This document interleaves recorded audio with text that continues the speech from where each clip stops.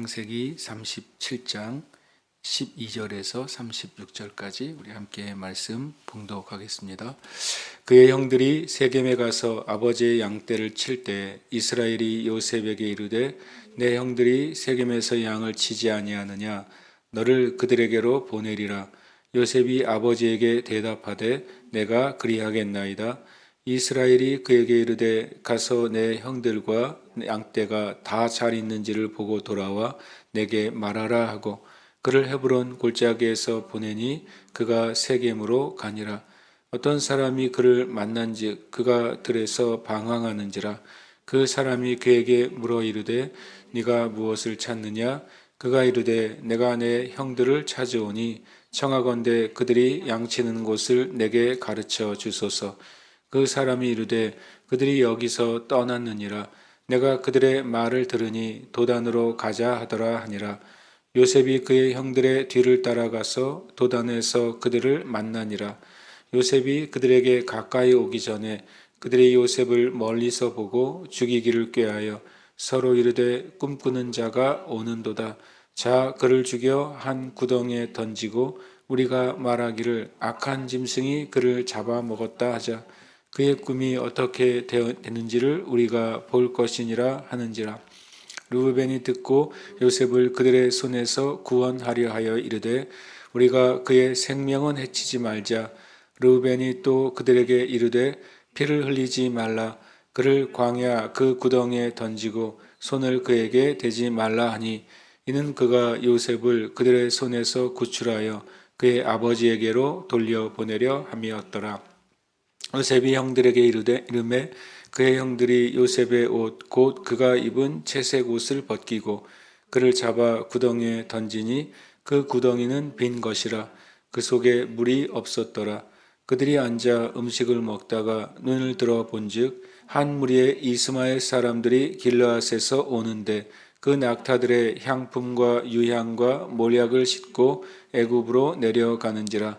유다가 자기 형제에게 이르되 우리가 우리 동생을 죽이고 그의 피를 덮어둔들 무엇이 유익할까? 자 그를 이스마엘 사람들에게 팔고 그에게 우리 손을 대지 말자. 그는 우리의 동생이요 우리의 혈육이니라 하며 그의 형제들이 청종하였더라. 그때 미디안 사람 상인들이 지나가고 있는지라. 형들이 요셉을 구덩이에서 끌어올리고 은 20에 그를 이스마엘 사람들에게 팔매 그 상인들이 요셉을 데리고 애굽으로 갔더라. 르우벤이 돌아와 구덩이에 이르러 본즉 거기 요셉이 없는지라. 옷을 찢고 아우들에게로 되돌아와서 이르되 아이가 없도다. 나는 어디로 갈까? 그들이 요셉의 옷을 가져다가 순념소를 죽여 그 옷을 피에 적시고 그의 채색 옷을 보내어 그의 아버지에게로 가지고 가서 이르기를 우리가 이것을 발견하였으니 아버지 아들의 옷인가 보소서 하매 아버지가 그것을 알아보고 이르되 내 아들의 옷이라. 악한 짐승이 그를 잡아 먹었도다. 요셉이 분명히 찢겼도다 하고 자기 옷을 찢고 굵은 배로 허리를 묶고 오래도록 그의 아들을 위하여 애통하니 그의 모든 자녀가 위로하되 그가 그 위로를 받지 아니하여 이르되 내가 슬퍼하며 수올로 내려가 아들에게로 가리라 하고 그의 아버지가 그를 위하여 울었더라. 그 미디안 사람들은 그를 애굽에서 바로의 신하 추인의 대장 보디발에게 팔았더라. 아멘. 이 이야기가 이제 굉장히 빠르게 이제 전개가 되는 스토리죠. 짧은 이야기지만 마치 어떤 이제 드라마의 장면을 보는 것처럼 특별히 37장 이 말씀은 이렇게 진행이 빠르게 진행되고 또 이어서 어떻게 그 다음 마치 다음에가 어떻게 되는지 궁금한 말씀이 됩니다. 12절에 보니까 그의 형들이 세겜에 가서 아버지의 양떼를 칠 때라고 말합니다. 당시에 이제 양떼는 한 장소에서 치는 게 아니라 이제 풀이 있는 곳을 따라가면서 양을 치게 되지 않습니까? 그렇게 이제 원래 있던 헤브론이나 그 장소에서 점점점 이제 멀어져서 세겜으로 북쪽으로 이동하게 된 것이죠. 그때 이제 이스라엘이 이제 요셉을 불러서 세겜에서 양을 치고 있는 이들에게 가서 이제 그 양떼의 상황 또 형들의 상황 이런 것들을 보고 와라라고 요셉에게 묻습니다. 그때 요셉이 내가 그리하겠나이다라고 말하죠. 그러니까 요셉은 순종하는 아들이었다는 사실을 우리가 이제 볼 수 있습니다. 뒤에도 세겜까지 갔는데도 이제 없습니다. 그러니까 아버지가 지정한 그 세겜까지 가서 봤는데도 없으면 돌아와서 말을 해도 어찌 보면 불순종한 것은 아니잖아요. 세겜까지 갔는데 형들과 양떼가 없고 이동했습니다라고 말해도 어느 정도 이제 의무를 다한 게 되죠. 그러나 요셉은 온전히 순종하기를 원하는 아들이었고, 그래서 세겜에서 또 도단까지 수십 킬로를 올라가는 수고를 자기가 기꺼이 하는 그 아들이었다. 이런 사실을 이제 우리가 보게 됩니다. 요셉은 아버지로부터 실은 특별한 사랑을 받은 것은 분명하죠. 그러나 그 요셉을 야곱이 요셉을 사랑하기도 했지만 또한 신뢰하기도 했던 것이죠. 마치 이제 우리와 하나님과의 관계에 있어서도 그런 모습이어야 되겠다 이런 생각을 갖습니다. 하나님 우리를 사랑하시고 우리를 신뢰하십니다. 때로는 우리가 연약하고 또는 부족한 것이 있더라도 우리를 사랑하시고 우리를 신뢰하셔서 하나님의 일을 우리에게 맡기시는 것입니다. 그 하나님의 그 사랑과 신뢰에 우리가 합당하게 보답하는 길이 있다면 그것은 하나님 우리에게 주신 말씀과 또 마음에 순종하는 것인 줄 압니다. 우리 하나님의 사랑의 대가는 우리의 순종입니다. 그러니까 순종은 그래서 어떤 경건한 모습보다도 더 하나님이 기뻐하시는 것이고, 또 성경은 순종이 어떤 형식적이고 또 율법적이고 종교적인 제사 행위보다 훨씬 더 가치 있는 것이라고 말씀하고 있는 것이죠. 그래서 우리가 요셉의 모습을 보면서 나는 하나님이 베푸신 사랑에 합당한 순종을 하고 있는가, 순종으로 하나님의 사랑에 보답하고 있는가, 이런 사실을 우리가 돌아봐야 될 줄 믿습니다. 참 놀랍게도 이 순종의 결과가 실은 굉장한 큰 비극으로 다가온다는 것입니다. 요셉은 아버지께 순종했는데 그 결과는 형들에게 살해의 위협을 받고 그리고 버려지고 그리고 실은 더 나아가서 팔려지는 그 놀라운 비극 안으로, 그 소용돌이 안으로 들어가게 됩니다. 그러나 우리가 요셉의 결국을 우리가 알고 있어요. 그것은 바로 그 순종은 결국 엄청난 큰 열매와 결과를 가져오는 것이죠. 그렇게 보면 하나님과 예수님과의 관계에 있어서 동일한 그 일과 동일한 결과가 있는 것을 우리가 보게 되죠. 하나님과 예수님의 사랑은 정말 온전한 사랑의 모습입니다. 예수님께서는 그 하나님의 사랑, 특별히 예수님을 사랑하신 사랑에 더해서 악하고 타락하고 심판받는 인류를 향한 사랑에 예수님께서 온전히 순종으로 반응하시는 것이죠. 어떻게 보면 예수님도 하나님께 순종하심으로 십자가에 달리시고 채찍에 맞으시고 배신당하시고 죽음까지 이르는 그런 비극적인 상황을 맞이합니다. 그러나 놀랍게도 우리가 아는 것처럼 예수님의 순종과 또 그런 말미암은 그 고통은 온 인류에게 구원을 주시는 하나님의 놀라운 역사를 맺는 것입니다. 그것처럼 저와 여러분이 하나님의 사랑에 순종으로 반응하고 그 역사에 참여하시길 축복합니다. 그리고 이렇게 이스라엘이 이제 요셉을 보내고 또 보고 돌아와서 나에게 말하라라고 말합니다. 헤브론에서 세겜으로, 이 헤브론이 이제 예루살렘 남쪽에 있죠. 거기서 이제 세겜으로 북쪽으로 갑니다. 수십 킬로를 가서 봤는데도 이제 없는 겁니다. 그리고 그때 사람들에게 물어서 이제 물으면서 다니는 것이죠. 내가 형들을 찾는데 그들이 어디로 가는지 가르쳐 달라고 하고 있는 것입니다. 아버지의 그 명령을 온전히 완수하려고 하는 요셉의 그 모습을 봅니다. 요셉이 17살이라고 했습니다. 그렇게 보면 지금 현재 우리가 보는 청소년들의 나이인데 이렇게 홀로 수십 킬로를 이동하고 가서 또 찾아다니고 그런 모습은 참 충성되고 하나님 앞에 순종하는 모습을 우리에게 가르쳐 줍니다. 근데 우리가 아는 것처럼 이 야곱이 이스라엘이 요셉을 보내잖아요. 가서 잘 보고 돌아와서 나에게 보고해 달라. 근데 이 야곱과 요셉, 이스라엘과 요셉의 그 헤어짐은 몇 년 뒤에나 만나게 됩니까? 22년이나 지난 다음에 야곱과 요셉이 재회하게 되는 것이죠. 참 이제 이때 이 이스라엘 야곱의 심정이 어떠했을지 우리가 생각하게 되는 것입니다. 그 사람이 이르러서 이르되 이제 여기를 떠났고 도단으로 간다고 말을 했다. 세겜에서 도단까지는 한 15마일 이렇게 기록이 되어 있더라고요. 15마일이면은 1마일이 0.6km라고 치면 20km가 훨씬 넘는 길이죠. 다시 이 세겜에서 도단으로 20km가 넘는 길을 또 요셉이 묵묵히 걸어가는 것입니다. 그때 이제 멀리서 요셉이 오는 것을 형들이 보게 되죠. 어떻게 멀리서 봤을까? 요셉이 남다른 옷을 입고 있잖아요. 채색 옷을 입고 있으니까 멀리 저 지평선 너머에 언덕 너머에 오고 있는 요셉을 보고서 채색 옷이 일반적인 옷과 너무 다르니까 형들이 벌써 한눈에 알아본 것이죠. 그리고서 악한 얘기를 서로 나누는 겁니다. 아, 저기 꿈꾸는 자가 온다.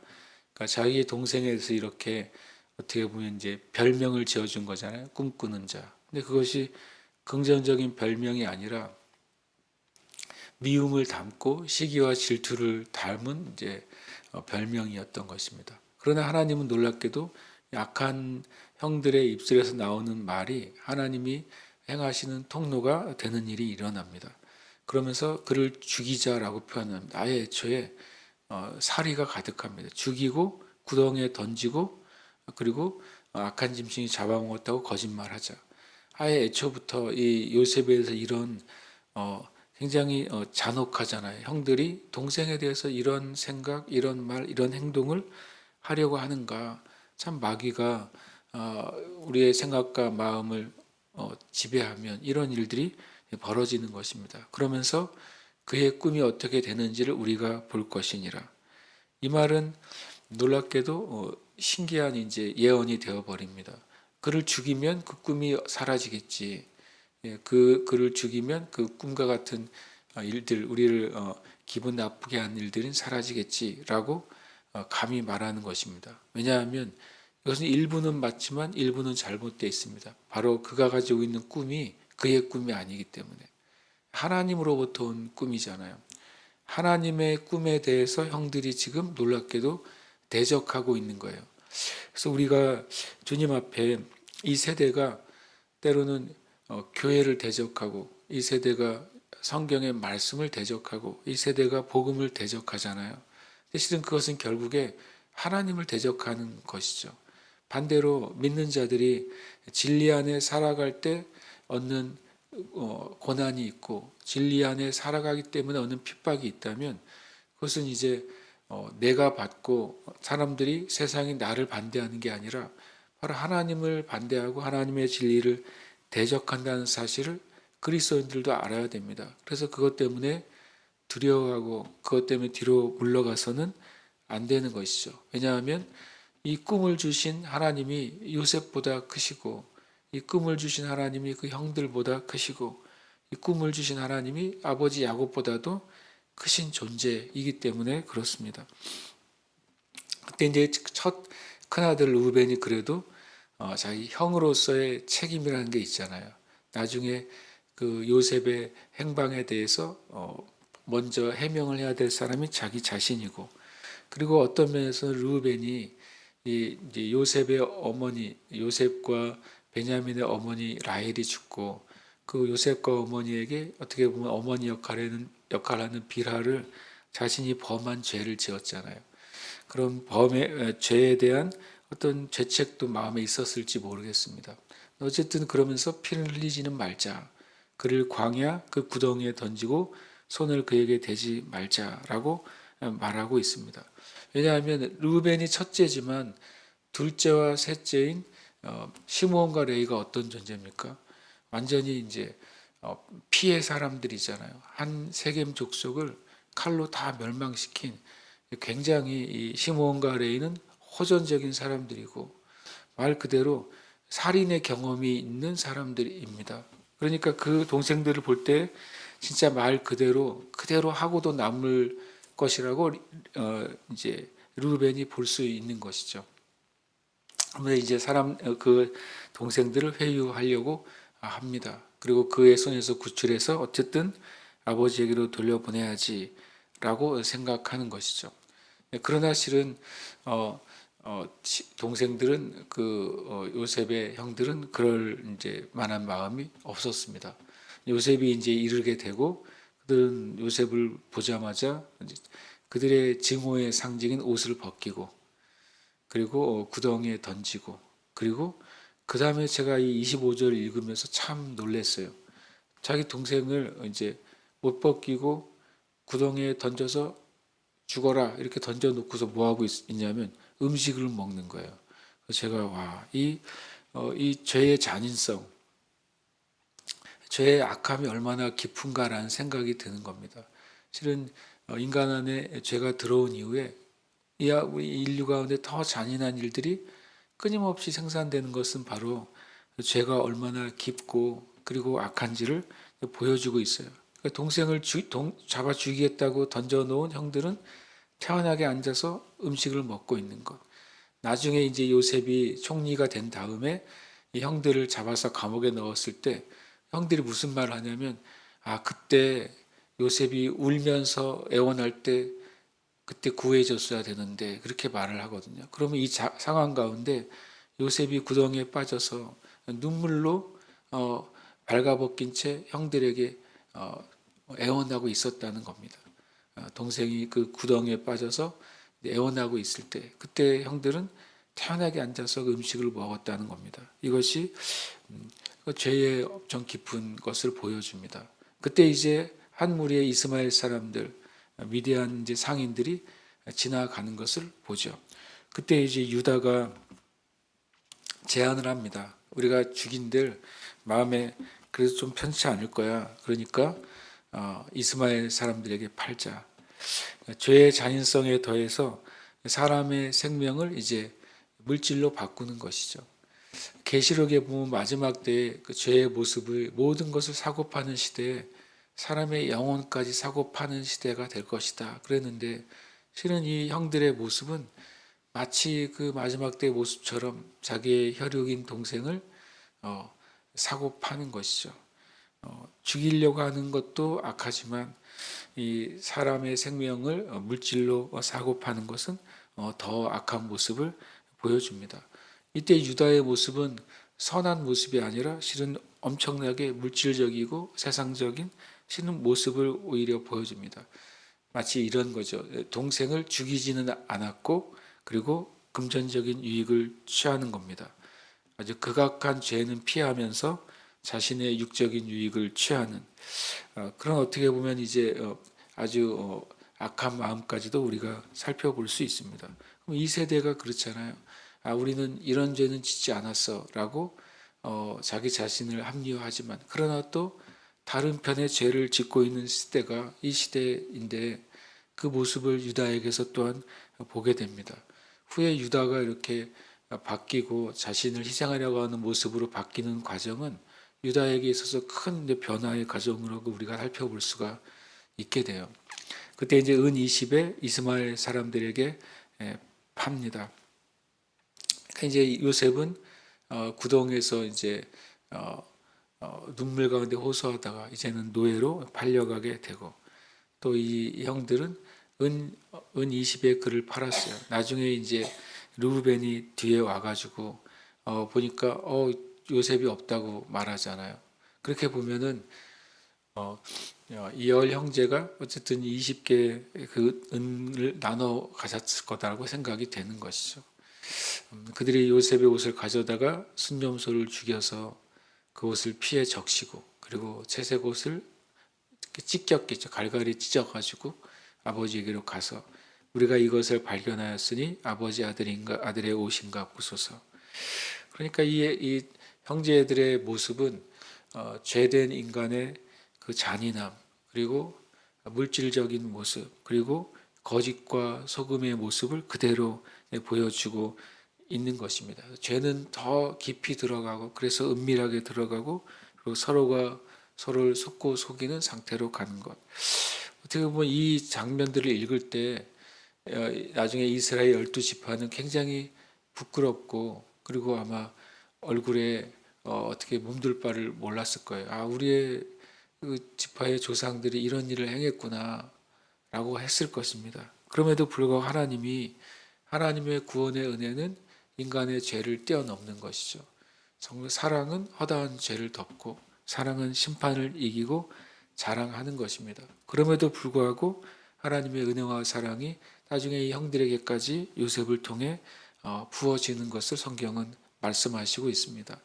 아버지가 이제 야곱이 그것을 알아보고 자기 옷을 찢고 허리를 묶고 그리고 오래도록 아들을 위해서 애통합니다. 실은 야곱의 슬픔을 누가 알 수 있겠습니까? 야곱 안에 그 깊은 슬픔과 고통. 그러니까 야곱이 나중에 요셉을 통해서 이제 바로 앞에 갔을 때 뭐라고 말합니까? 내 인생이 험악한 세월을 살았습니다. 이런 말을 합니다. 믿음의 조상 야곱이지만 그가 험악한 그 발걸음들 안에서 하나님을 발견하고 하나님의 뜻을 구하는 그런 삶을 살았다는 것을 우리가 알게 됩니다. 그러면서 모든 자녀가 위로하지만 위로를 받지 않고 아버지가 이 요셉을 위해 울게 됩니다. 그 가운데 아버지는 통곡 가운데 이제 요셉이 죽었다고 생각하고 절망하는 그때 오히려 하나님은 새로운 방식으로 요셉의 인생에 두 번째 장이 열리게 되죠.